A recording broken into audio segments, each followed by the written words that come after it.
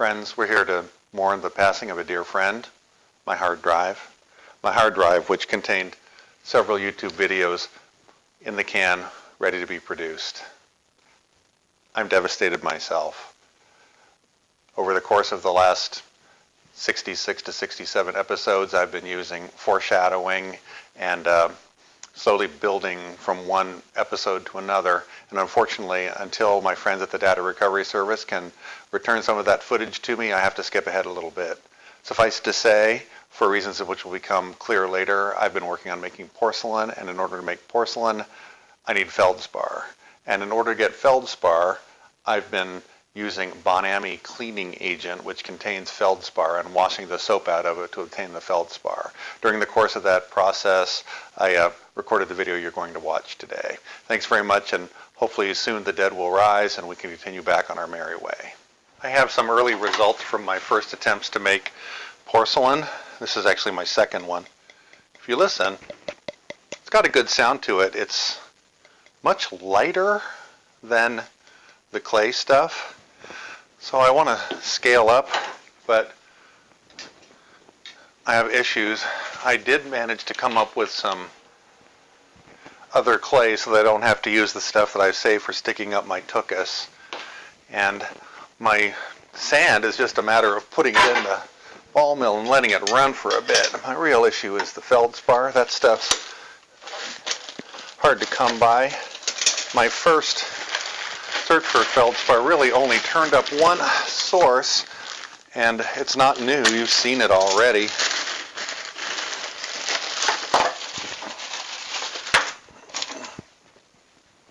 So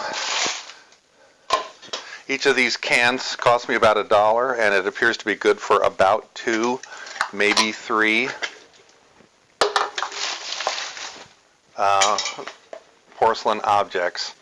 Let's just start washing feldspar.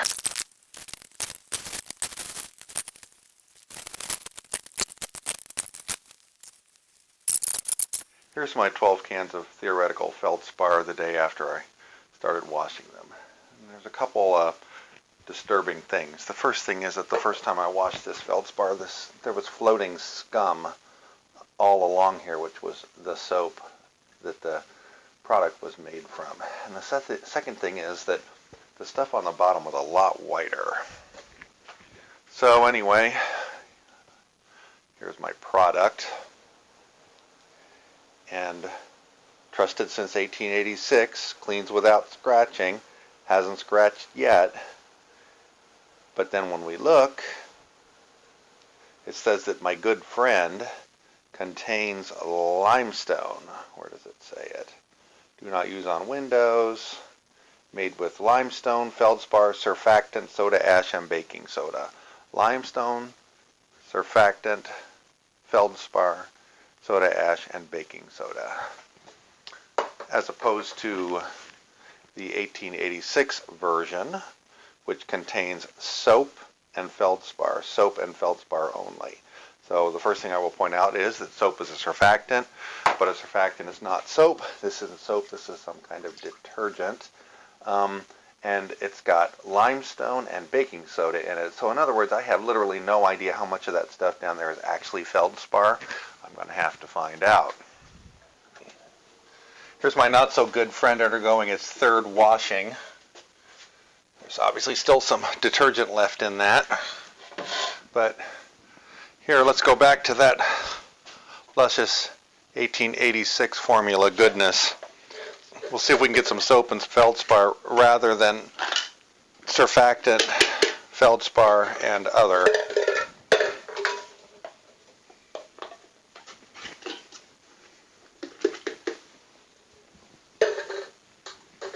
This little detour is costing me because I have porcelain to make and I have no feldspar to make it with.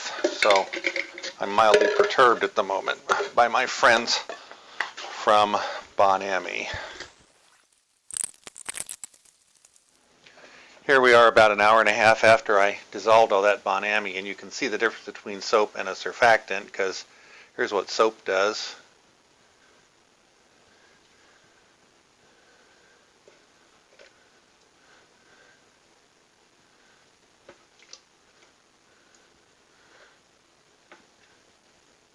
Achoo, excuse me.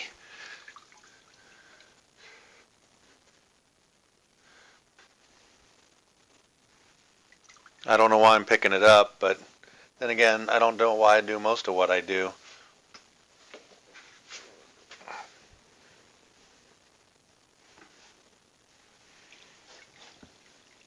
See, now that's the feldspar I was looking for. Let's compare our two feldspars. This is the non-1886 feldspar, and that's the 1886 feldspar. So let's weigh out 10 or 20 grams of each, and then we can compare them. There's 10.06 grams of the 1886 feldspar. There's 10 grams of the non-1886 feldspar. Now the only real thing I wanted to check is that they feel pretty similar. Remember that this non-1886 formula, the bottle says that it contains limestone, whereas the 1886 formula says it doesn't. So what I want to do is test to see what an acid will do. You can see right there that the limestone is reacting with the acid, whereas I really don't see that reaction happening here in the 1886 feldspar. What I want to do is wait now and see how much feldspar is left over after the acid consumes all of the limestone. I wanted to point out parenthetically that each of these cans cost me around $1 when they are bought in bulk, and each of these cans got me about 260 grams, or about half a pound, of washed feldspar. Each of these cans, the non-1886, also cost me $1, and I don't know how much feldspar I'm going to get out of there. Clearly some of it is limestone. So anyway, I made 2 of these and about 2.5 using that $1's worth of washed feldspar. And if I go to a clay company, I can buy powdered feldspar. This was $1.39 for a pound, or 4 times what I can get out of one of those cans. So I'm going to go ahead and finish cleaning up all this feldspar and using it because I have it, but I'm not going to make any more out of Bon Ami. Just a thought. That's my feldspar from the 1886 formula of Bon Ami. Remember, 10 grams to start with, now at 9.23 grams. So I lost a little bit in the washing process, not that surprising. Here is the stuff from the non-1886 formula, 6.01 grams, so about 40% of that stuff was not feldspar, it was some kind of limestone. So anyway, definitive proof. Look at the label. The other thing I got was this nice bucket of, what do they call that? Surfactant. Yeah, surfactant from the non-1886 version.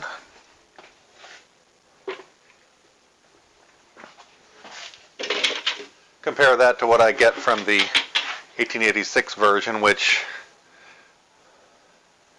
is just a bucket of snot. There's a lot of soap here. I'll slowly cook this down until it's nice and concentrated, and I think you can expect to see this stuff return in a future episode because I can't resist. But for now, I think we'll call that an episode, and please feel free to like and subscribe if you want, or don't if you don't want. Tell your friends, or don't. If they don't want to watch, I'm not offended. Keep reading the label, and thanks very much. Have a great day. So I do feel like I should at least try to recapture that feldspar because I spent 20 bucks on that stuff, but I'm not going to dick around with stinky vinegar. So please remember the name of the channel and don't do this.